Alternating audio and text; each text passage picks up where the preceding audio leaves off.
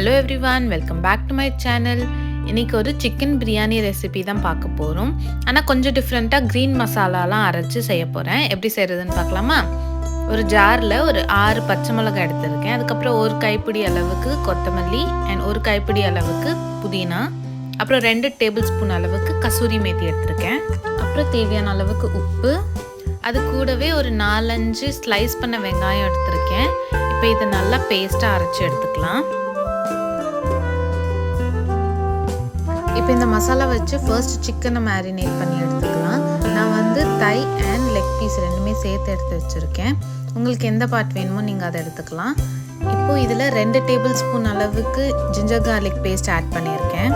அப்புறமா மஞ்சத்தூள், சிக்கன் மசாலா, அப்புறமா கொஞ்சமாக ரெட் சில்லி பவுடர் ஆட் பண்ணிக்கிறேன். நம்மளுக்கு இன்னும் ஸ்பைஸ் வேணும்னா நம்ம ஆட் பண்ணிக்கலாம். பட் நான் வெறும் 1 டேபிள் ஸ்பூன் அளவுக்கு தான் எடுத்திருக்கேன். அப்புறம் ஒரு 2 டேபிள் ஸ்பூன் அளவுக்கு கார்ன்ஃப்ளவர் ஆட் பண்ணிக்கணும். கார்ன்ஃப்ளவர் எதுக்கு ஆட் பண்ணுறோம்னா நம்ம கிரில் பண்ணும்போது கொஞ்சம் நல்லா கிறிஸ்பியாக வர்றதுக்காக. இப்போ இந்த சிக்கனை அப்படியே ரெஸ்ட் பண்ண விட்டுருவோம். ஒரு 15 மினிட்ஸ்க்கு அப்படியே மேரினேட் ஆகட்டும். அதுக்குள்ளே நம்ம பிரியாணியோட பேஸ் ரெடி பண்ணிடலாம். இப்போ ஒரு அகலமான பாத்திரத்தில் 2 டேபிள் ஸ்பூன் அளவுக்கு எண்ணெய் எடுத்திருக்கேன்.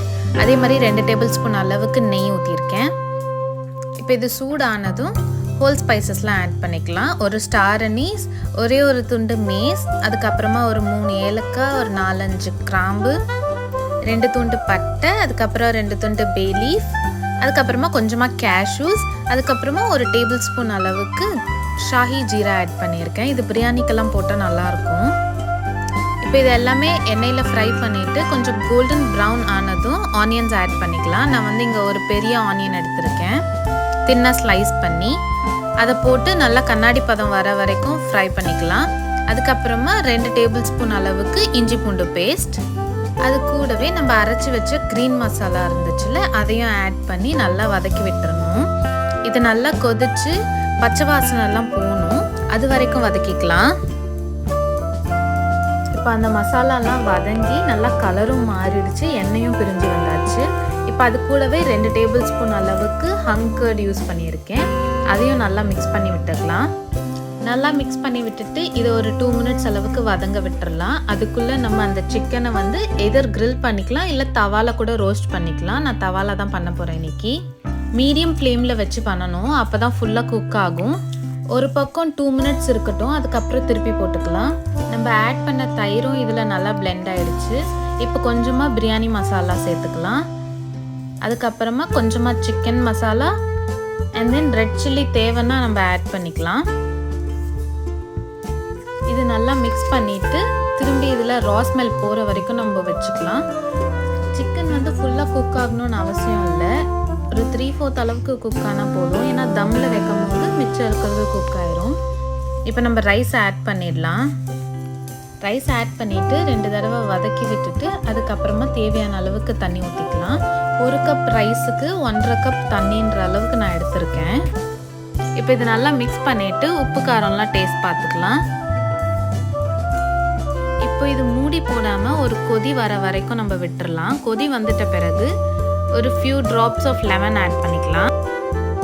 அது கூடவே ஒரு ஸ்பூன் அளவுக்கு நெய்யும் ஆட் பண்ணிக்கலாம். இப்போ இது நல்லா கொதிச்சு ரைஸும் தண்ணியும் ஓரளவுக்கு ஈக்குவலாக வந்ததும் நம்ம ஃப்ரை பண்ணி வச்சுருக்க சிக்கனை எடுத்து இது மேலே வச்சிடலாம். அவ்வளோதான். இப்போ இதை நம்ம க்ளோஸ் பண்ணி வச்சிடலாம். லோ ஃப்ளேமில் ஒரு 20 மினிட்ஸ்க்கு நான் வச்சு எடுக்க போகிறேன். இது நல்லா ஹெவி லிட்டுன்றதுனால நான் மேலே தம்முக்கு எதுவுமே வைக்கலை. மெலிசான லிட்டாக இருந்துச்சுன்னா நம்ம சுடுதண்ணி இல்லைனா ஹெவியான பாத்திரம் எடுத்து மேலே வச்சுக்கலாம். அவ்வளோதான். இப்போ நம்ம சிக்கன் தம் பிரியாணி ரெடி ஆகிடுச்சு. இப்போ நம்ம பிளேட் பண்ணிடலாம். பாயில் பண்ண முட்டை, அதுக்கப்புறமா ரைத்தா, அதுக்கப்புறமா நம்ம பிரியாணி. டேஸ்ட் உண்மையாகவே ரொம்ப சூப்பராக வந்துருந்துச்சு. கண்டிப்பாக ட்ரை பண்ணி பாருங்கள். சிக்கனை வந்து நம்ம கிரில் பண்ணும் போது 3/4 தான் குக் பண்ணியிருந்தோம். இது தம்மில் இருக்கும் போதே நல்லா சாஃப்டாக குக் ஆயிடுச்சு. நீங்களும் இந்த ரெசிபியை கண்டிப்பாக ட்ரை பண்ணி பார்த்துட்டு எப்படி வந்துச்சுன்ட்டு கமெண்ட் செக்ஷனில் ஷேர் பண்ணுங்கள். இன்னொரு இன்ட்ரெஸ்டிங்கான வீடியோவில் சந்திக்கலாம். அது வரைக்கும் பாய்.